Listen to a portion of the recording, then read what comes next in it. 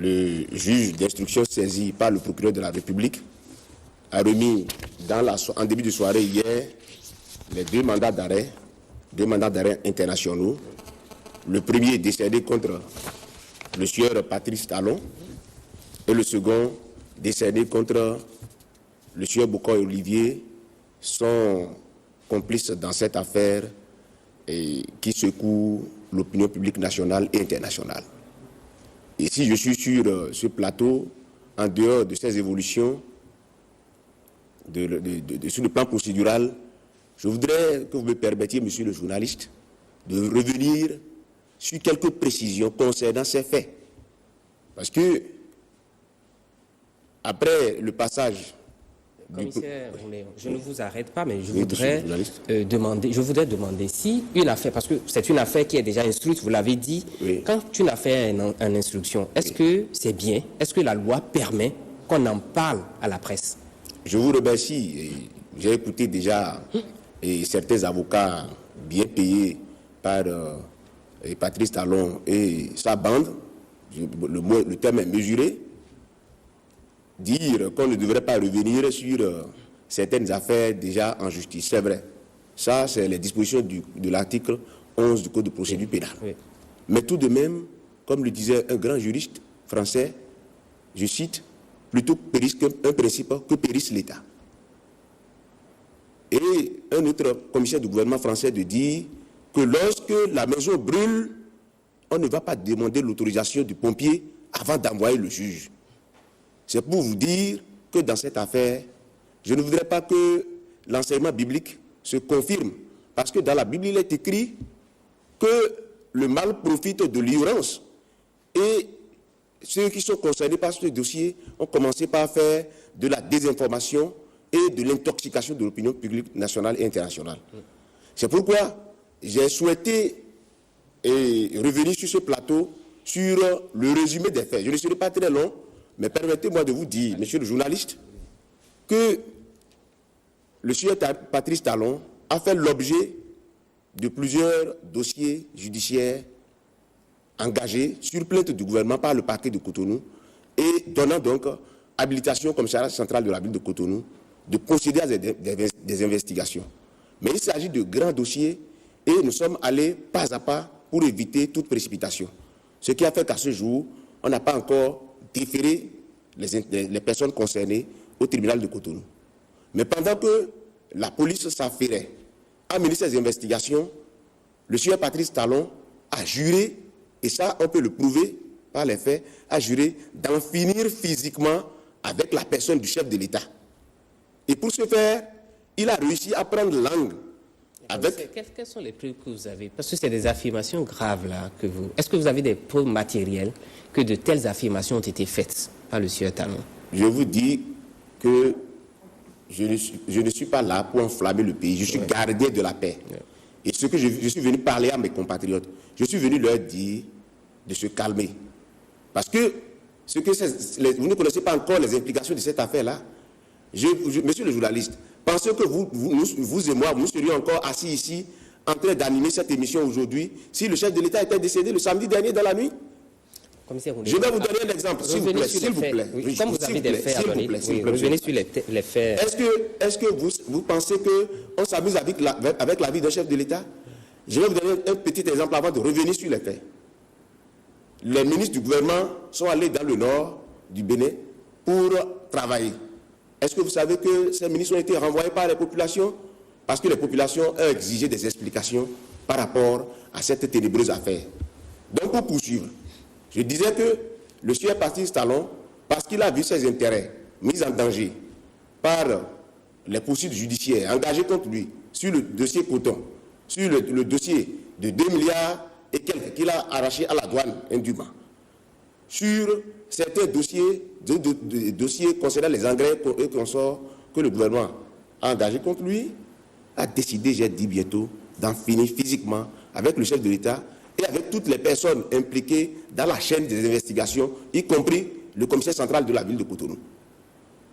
Et donc, je disais tantôt qu'il a réussi à prendre langue avec le médecin militaire Cissé, qui est le médecin personnel du chef de l'État. La première rencontre a eu lieu à New York. Et pour être précis, à cette rencontre, M. Talon n'était pas là. Il a confié cette mission au sieur Moudjahidou, ancien ministre du président de la République, et au sieur Boucon Olivier, qui est son homme de main et son partenaire d'affaires. Donc, qu'est-ce qui s'est passé à cette étape-là? Ils ont discuté, convaincu le médecin militaire sur leur plan d'action d'empoisonner le chef de l'État. Et le mode opératoire a été d'obtenir de ce médecin la liste des médicaments que le chef de l'État consomme quotidiennement, soit pour se reposer, soit pour se maintenir. Et donc, le sieur Patrice Talon a pris l'habitude, vous ne l'avez pas nié, au moins qu'il a investi toute la présidence de la République. Ça, je n'en sais rien. Bon, d'accord, moi je le dis en tant qu'enquêteur. Je n'en sais rien, oui. Il connaît au millimètre près les programmes du chef de l'État, anticipe pour aller attendre la délégation présidentielle dans les pays étrangers. Il était aux États-Unis. Et le coup a été finalisé donc, à Bruxelles pendant le dernier séjour du chef de l'État. Et qu'est-ce qui s'est passé à ce niveau? Le sieur Patrice Talon a reçu d'abord la gouvernante du chef de l'État, à qui il a confié la mission de réussir à administrer les produits mortifères qu'il devrait faire envoyer à Cotonou. Et c'est la gouvernante de retour de l'hôtel qui fait la commission au médecin militaire, médecin personnel du chef de l'État, d'avoir à immédiatement rencontrer Patrice Talon, et donc lui également il est allé. C'est dans cette manœuvre-là que des messages ont été interceptés. Et pour l'effet de la cause, nous avons consigné quelques messages. Je voudrais que vous me permettiez de vous lire un peu les messages que nous avons pu détecter sur les portables de la gouvernance du chef de l'État. Je ne vous arrête pas, mais c'est des éléments de preuve. Est-ce qu'il faut les manipuler sur un plateau de télévision? Est-ce que c'est pas mieux de les réserver à la justice? Disons la vérité à nos compatriotes. J'ai écouté des gens sur RFI aujourd'hui, monsieur le journaliste. Oui, allez-y. J'ai écouté des gens sur RFI aujourd'hui et moi je pense que c'est des intervenants ciblés que RFI a écoutés. Ça je le dis. J'ai écouté des gens sur RFI aujourd'hui qui ont dit des choses graves. Mais je dis, est-ce que nous imaginons ce qui aurait pu arriver si quelque chose était arrivé au chef de l'État? Donc je continue mon récit en vous disant ceci. Voici ce que nous avons fait compulser sur le portable de la dame, envoyé par M. Patrice Talon. Je suis formel dessus. Je cite, « J'enverrai ce qu'il faut vendredi pour l'utiliser le samedi. Lundi, les 500 lui seront remis. La Cour décidera sûrement dans les 8 jours à suivre. Moi-même, je rentrerai mercredi ou juste après la décision de la Cour et tu recevras de ma propre main le reste. C'est OK? Point d'interrogation, fin de citation. » Et à la dame de lui envoyer en réponse reçu. Un autre message. Le même jour, ton grand frère et toi, vous avez pris toutes les dispositions pour ce soir. Point d'interrogation. Même jour encore. Tu me fais signe dès que c'est avant d'aller se coucher, quelle que soit l'heure. Un autre message. J'attends ton SMS. Un autre message. Fais-moi signe. Un autre message. J'ai pas eu de telles nouvelles depuis ce matin. Quelle est la situation? Message du même jour. Il dit, bonsoir Zoubé, ça va? Et le procès verbal de l'huissier et des OPJ ont consigné les différents numéros qui sont échangés. Donc, comment il a convaincu la gouvernante du chef de l'État? Il a travaillé psychologiquement sur la gouvernante comme sur le médecin militaire en leur disant qu'il avait tout l'arsenal pour faire exploser l'avion du chef de l'État. Et que la gouvernante et le médecin militaire ont donc intérêt à collaborer pour ne pas mourir bêtement. Et qu'il est sûr qu'il va réussir à le faire. Or, qu'ils ont une autre possibilité, c'est celle de prendre de l'argent et de faire administrer des produits mortels au chef de l'État. Voilà les faits. Et lorsque la police a intercepté ces messages, la police a pris ses responsabilités. Et j'ai fait interpeller dès le samedi matin par le service de la police judiciaire du commissariat central de Cotonou, l'ancien ministre Moudjaïdou, qui n'est pas allé par 4 chemins pour avouer les faits. Je ne ferai pas plus de commentaires. D'accord. C'est pour vous dire, en conclusion, que les faits sont bel et bien avérés. Et si M. Patrice Talon, M. Bokar-Olivier prétendent le contraire, qu'ils cessent de donner de l'argent aux journalistes pour écrire que les produits ne sont pas radioactifs, ne sont pas ci, ne sont pas ça, n'ont pas transité par Air France, tout ça là, il ne faut pas faire de la désinformation. Il faut qu'ils viennent dans leur pays faire face à la justice. C'est tout le problème. Pour prouver que c'est la police qui ment, c'est la justice qui ment. D'accord. Je voudrais enfin profiter pour saluer quand même nos compatriotes qui ont compris le danger. Partout ça s'est passé, au Rwanda, au Burundi, au Zaïre, même en Europe, où ça s'est passé, où le président de la République est mort dans des conditions floues. Ces peuples peinent à avoir de la paix. Nous avons notre paix, ne faisons pas revivre au Bénin la réplique de 1963. Monsieur Patrice Talon, à la suite de plusieurs enquêtes judiciaires ouvertes contre sa personne, qui s'occupe personnellement de la santé du chef de l'État. La première rencontre a eu lieu à New York. Et c'est à New York que le médecin a communiqué les produits usuels ou les produits habituels que le chef de l'État prend pour se maintenir, soit pour la fatigue et pour les douleurs consorts. Je vais commencer par les 2 produits du même nom ici. Ça, c'est du Spaspon, mais injectable. Ça, c'est le ministre Moudjaïdou qui l'a ramené le vendredi passé.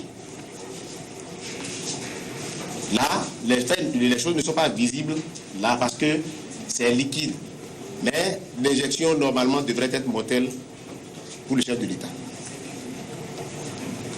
Nous allons vous montrer maintenant ce qui confirme nos suspicions pour le moment. Ça, ce n'est que des confirmations usuelles. Ici, ce produit, vous voyez son état. Vous allez voir qu'il y a des noirceurs dans le dos du produit. Seuls les prélèvements, il y a des noirceurs dans le dos du produit là. Seuls les prélèvements ultérieurs et ordonnés par le juge nous permettront de confirmer nos allégations. C'est les allégations pour le moment, je suis d'accord avec vous. Et ici, regardez. Vous avez vu? Lorsque vous observez cette plaquette là, dans cette plaquette, vous voyez tout est régulier ici. Mais cette plaquette ici, au niveau de la partie basse là, vous voyez une pellicule blanchâtre. Le produit a été donc substitué et il est suspecté donc un poison violent qui doit donner la mort après sa consommation immédiatement. Ce produit, c'est le Lyrica en gélule. Vous allez voir la manœuvre, elle est plus prononcée à ce niveau. Regardez la manœuvre. Ici.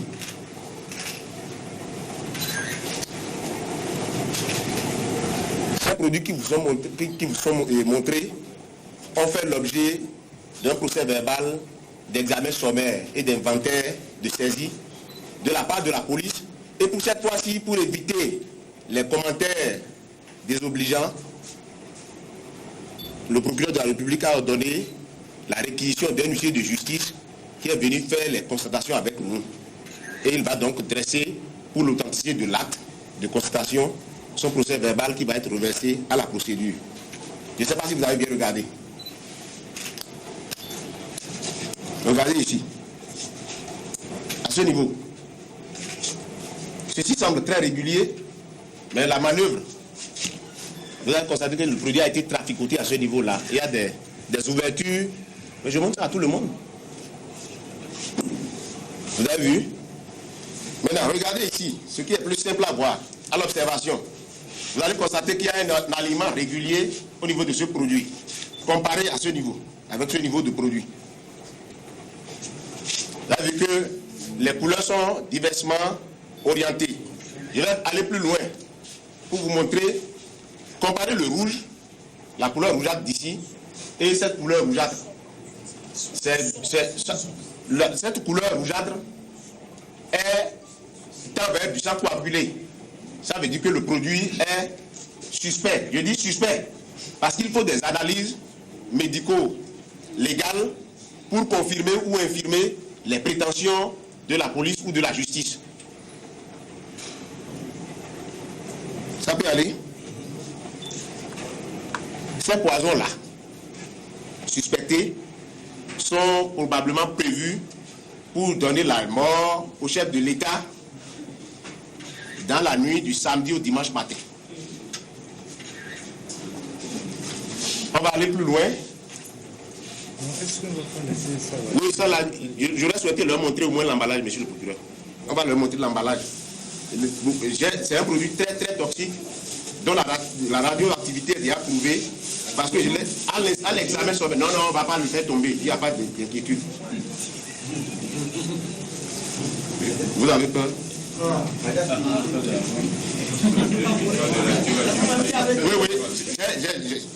j'ai mal dans le poumon partout parce que je n'avais pas mesuré sa radioactivité dès le départ. Mais j'ai pris des précautions maintenant pour manipuler ça. Je ne vais pas le montrer très longtemps non plus pour ne pas nous asphyxier. Ce produit, normalement, devrait servir à achever la mort du chef de l'État par asphyxie. Vous avez vu, le produit est emballé là. Vous voyez. Tout ça là est décrit dans le procès verbal. Hein. Vous avez vu, à peine je l'ai touché, le gars a commencé par jaunir. Regardez. Vous avez vu. Donc, oui. Il faut emballer. Je vais emballer. Bien, je vais emballer, il n'y a pas de problème. Donc, le but de l'usage de ce produit-là, c'était donc après la consommation des autres produits, de l'un des autres produits, par le chef de l'État, de répandre le produit dans sa maison et de l'asphyxier et de tuer tout le monde dans la maison pour cacher la vérité. Indépendamment de ça, au cours de l'enquête, nous avons suspecté un commando qui devrait exécuter systématiquement, après la manœuvre, le docteur Cissé, s'il survivait à sa manœuvre, et la gouvernante du chef de l'État. Je m'empêcherai de faire des commentaires, mais je voudrais vous inviter à traiter avec beaucoup de sérieux cette information. Parce que vous ne savez pas, ou certaines personnes ne doutent pas de ce à quoi nous venons d'échapper. On a vu ça au Rwanda, on a vu ça au Zaïre, on a vu ça au Burundi. Quand un chef de l'État meurt dans des conditions suspectes, ça dégénère en guerre civile. Quelles que soient nos passions, quel que soit ce que nous reprochons au chef de l'État, on n'a pas besoin d'attenter à sa vie. Et il faut remercier le bon Dieu qui a mis son pied dans la balance pour que nous soyons encore en paix. Chers compatriotes, je suis désolé de savoir ce genre de choses. Et je suis désolé d'avoir la responsabilité de vous parler comme ça. Je vous remercie. L'exploitation qui sera faite de ces produits, c'est le juge qui décidera librement. Donc, ne nous lançons pas dans des commentaires inutiles et n'intoxiquons pas non plus le peuple. Je voudrais profiter aussi pour nous rappeler les dispositions de l'article 3. Les dispositions de l'article 3 de la loi portant organisation judiciaire en République du Bénin, qui dit ceci. L'alinéa 2. Les juges ne sont soumis dans l'exercice de leurs fonctions qu'à l'autorité de la loi. Le juge ne doit faire l'objet d'aucune pression, de quelque nature que ce soit, dans l'exercice de ses fonctions. Toute émission dans le jugement des affaires pendantes devant une juridiction est interdite Et la loi continue de dire, toute infraction aux présentes dispositions est punie d'un emprisonnement de 6 à 12 mois et d'une amende de 50 000 à 500 000. Donc ceux qui font des commentaires et puis on raconte de n'importe quoi, sachez que c'est déjà une infraction à la loi. La liberté de parole, la liberté de presse n'est pas synonyme de pagaille. Toute liberté a une limite. Donc je vous invite donc à respecter les institutions constitutionnelles. Laissons donc le juge saisir faire son travail en toute sérénité. Je vous remercie.